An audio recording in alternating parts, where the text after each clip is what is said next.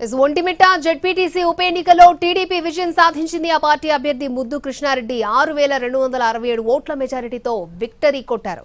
TDP అభ్యర్థికి 12,780 ఓట్లు రాగా వైసీపీ అభ్యర్థి ఎరగం సుబ్బారెడ్డికి 6,351 ఓట్లొచ్చాయి.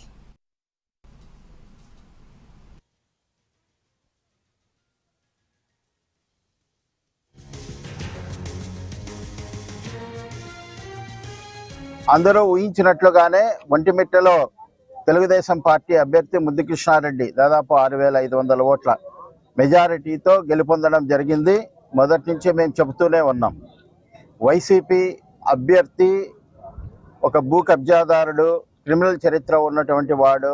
చాలామంది వైసీపీ నాయకులే అతని విజయాన్ని కోరుకోలేకపోయినారు.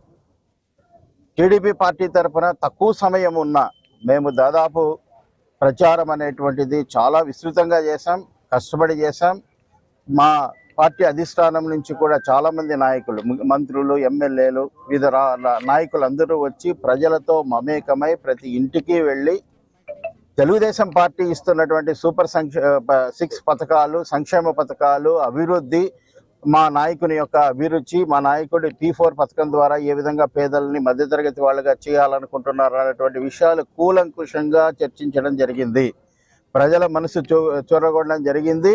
ఇవాళ ప్రజలందరి యొక్క ఆశీస్సులతో తెలుగుదేశం పార్టీ నాయకుల కార్యకర్తల యొక్క కష్ట ఫలితము, అందరూ కూడా కలిసి ప్రచారంలో ముమ్మరంగా పాల్గొనడము, అలాగే మాకు సహాయం చేయడానికి వచ్చినటువంటి మా మంత్రి రాంప్రసాద్ రెడ్డి గారు, అలాగే మా in-charge minister BC Janardhan Reddy గారు, మరొక మంత్రి ఫరూక్ గారు, వాళ్ళందరూ కూడా ప్రచారంలో విస్తృతంగా మా ఎజెండాను తీసుకోవడం జరిగింది.